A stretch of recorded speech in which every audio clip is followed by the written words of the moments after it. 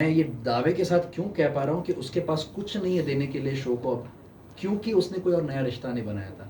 लेकिन मैंने even in the 10th week और 9th वीक मुनव्वर के साथ एक रिश्ता बनाने की कोशिश की और वो कहीं ना कहीं सफल रही। अनफॉर्चुनेटली शो का फॉर्मेट जो था डबल एविक्शन, उसमें मैं निकल गया, नहीं तो आज भी अगर मैं वहाँ होता तो वो रिश्ता शायद आगे बढ़ता। रिश्तों की क्लैरिटी से मैं एक बात आपसे भी पूछना चाहूंगी, विक्की भैया क्यों सबसे रिश्ते की क्लैरिटी जानना चाहता है? उनके खुद के रिश्ते में कितनी क्लैरिटी है जो डिवोर्स तक के बात आ जाती है, थप्पड़ मारने तक का बात आ जाती है, और उनके खुद के ही रिश्ते में वो क्लैरिटी नहीं है। वो सबके मैटर सुलझाते रहते हैं और खुद का ही मैटर वो सुलझा नहीं पाते। ऐसी कैसी क्लैरिटी है? एडिंग टू दिस, कई बार इस चीज से अंकिता चिढ़ जाती है या उनको बोलती है कि तू मेरे साथ बैठता नहीं है या तू मेरे साथ बात नहीं करता है। और जब ये दो अलग चीज़ें, मैं उस पर बाद में आता हूँ। Let me just answer this first कि जब मैं नहीं चाहूँगा कि मेरे रिश्ते पर कोई टिप्पणी करे, तो मैं किसी और के रिश्ते पर टिप्पणी नहीं करना चाहता। अगर उनके बीच में तनाव है तो I would like it to be resolve as soon as possible and in a nice way. और आपने जो सवाल पूछा था ये था कि रिश्ते में क्लैरिटी है ना, तो उस एक रिश्ते को अगर मैं छोड़ दूँ तो उनके किसी भी रिश्ते में क्लैरिटी नहीं। क्यों नहीं है? क्योंकि उन्होंने पहले नंबर देखा, नंबर गेम की जो लिस्ट है उनकी, वो लिस्ट देखी और उसके बेसिस पर रिश्ता बनाया है। तो बेसिस उसकी नींव ही नहीं है, वो फाउंडेशन ही नहीं है रिश्ते का। जब आप किसी से रिश्ता बनाते हैं, अगर मैं आपसे आज बात कर रहा हूँ, आपके साथ रोज़ बात करूँ, मीनिंगफुल बात करूँ, दिल से बात करूँ, आप कहीं ना कहीं आप मेरी बातों से जुड़ेंगे, आप मेरे इमोशन से जुड़ेंगे, तब जाके वो रिश्ता कहीं 5वें 6ठे दिन 7वें दिन वो कहीं पहुँचेगा, एटलीस्ट बिग बॉस के घर में। क्योंकि कहीं वो डिस्ट्रैक्शन कोई होता ही नहीं है, फ़ोन नहीं होता, टीवी नहीं होता, बाहर की दुनिया से कट ऑफ हो, तो और कुछ नहीं है, बस बात कर सकते हो आप एक दूसरे के साथ, आप एक रिश्ता बना सकते हो, दोस्ती का, हमदर्दी का, समझने वाला रिश्ता, सपोर्ट वाला रिश्ता। आप वैसा एक ऑनेस्ट रिश्ता बना सकते हो। लेकिन भाई साहब वो नहीं कर रहे थे। भाई साहब ने नंबर देखा कि चलो कितने नंबर है, कितने लोग, 17 लोग हैं, मुझे एटलीस्ट 11 लोग अपनी तरफ चाहिए, 6-7 लोग मैं रखता हूँ नॉमिनेशन करने के लिए हर हफ्ते। I keep that so that मैं नॉमिनेशन लिस्ट में ना आऊँ, दूसरे आते रहे, और जो मेरे 11 है उसमें से जब ये छटते जाएंगे तो 11 में से एक एक करके कम करता जाऊँगा। So that was his plan, that's why there was no clarity. और इसीलिए वो लिस्ट चेंज होती रही, लोगों को असलियत समझ में आती रही।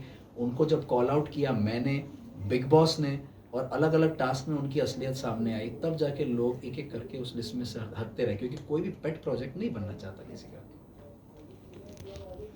ऑल्सो विकी का एक रिश्ता में स्पेशली मुनव्वर को लेकर बात करूंगी। आपके साथ इतना उनके साथ बॉन्ड नहीं था आपका मुनव्वर का, बट विक्की के साथ जो बॉन्ड था पहले अच्छा बॉन्ड था, और अब निकलते निकलते इतना गंदा बॉन्ड हो गया कि उन्होंने ये भी कह दिया कि मैं बाहर निकल के इनका चेहरा भी नहीं देखना चाहूँगा। किसने बोला ये? मुनव्वर ने। क्या कहना चाहूँगे आप मुनव्वर को स्पेशली लेकर? मैं जो मेरे नज़र से मैं देखता हूँ, नज़रिए से देखता हूँ, I will tell you what I saw. जैसे ही आयशा आई थी घर में, तो ऑब्वियसली काफ़ी लोगों के दिमाग में, आप लोग के दिमाग में भी सवाल थे, हम सबके दिमाग में सवाल थे मन में।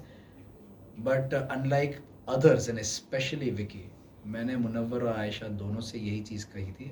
मैं और ऐश्वर्या दोनों बैठे थे, हमने ये कहा कि आप लोग को अगर लगता है कि नील और ऐश्वर्या इस लायक है कि आपकी निजी ज़िंदगी से रिलेटेड सवाल अगर हम पूछ सकते हैं, do let us know, we would like to ask you something. अगर वो कंफर्ट लेवल हम शेयर नहीं करते, you don't need to answer anything. हम जो पूछे, जिस दिन आपको लगे आप बता देना, वील टॉक अबाउट इट। ये होता है किसी की पर्सनल स्पेस का रिस्पेक्ट रखना।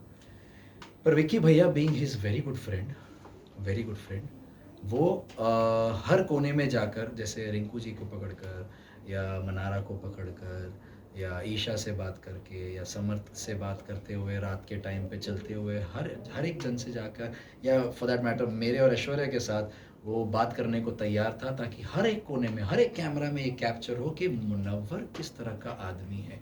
क्या वो मुनव्वर वही है जिसे हम जानते थे आयशा के आने से पहले, या ये मुनव्वर जो अभी है, अभी जो दिख रहा है, क्या ये सच है? क्या ये ऑनेस्ट ओपिनियन है? ये रियल आदमी है कि नहीं है? क्या ये आदमी एक वुमनाइजर है? ये शब्द उनके रह चुके हैं, आप लोगों ने शायद सुने होंगे। इनफैक्ट ये बहुत ज़्यादा बाहर ट्रेंड भी हुआ है ना? ट्विटर। अनफॉर्चुनेटली ऐसी चीज़ें ट्रेंड होती हैं जहाँ एक इंसान अपने दोस्त को टार्निश कर रहा है, उसकी इमेज। मैं, आपने जैसे कहा, मेरा उसके साथ ऐसा बॉन्ड था नहीं, पर इसी वजह से जब मैंने उसको बताया I just told him, Munawar जिसको तू अपना दोस्त मानता है ना, प्लीज़ संभल जा, मैं इधर की उधर नहीं करना चाहता हूँ। तुझे अगर कहीं और से पता चलता है क्या तेरे बारे में बोला जा रहा है, तेरी इमेज को किस तरह से प्रोजेक्ट किया जा रहा है, बिकॉज ये शो नेशनल प्लेटफॉर्म पे है, तू ज़रा संभल के रहना। मैंने उसको इतना बोला। फिर जब फाइनली रात के टाइम पे जब विक्की और मुनव्वर साथ में बैठे थे और मैं क्योंकि सामने सामने था और मेरे पास कुछ छुपाने के लिए था नहीं, तो मैंने विक्की ने उसके साथ इसी चीज़ के बारे में बात की और विक्की उसके मुंह पे हमेशा बोलता था कि भाई आई अंडरस्टैंड, यूर राइट यार, कोई बात नहीं, गलती हो जाती है, यू विल बी फाइन, उसको सांत्वना देता रहता था। तो ये जब चीज़ मेरे सामने हो रही थी तो मैंने उसको बोला, पर मुनव्वर कुछ चीज़ें हैं जो विक्की तेरे बारे में बोलता था, if you give me the permission I will ask you, रात को तूने मेरे साथ जो कॉन्वर्सेशन की थी, can I speak about it? हाँ तो बोल, विक्की के ये शब्द थे। फिर मैंने एक एक करके सारी चीज़ें बोली। क्या तूने ये नहीं कहा कि मुनव्वर क्या वही आदमी है जो जिससे हम दोस्ती कर चुके हैं, या ये सेम मुनव्वर अभी जो आयशा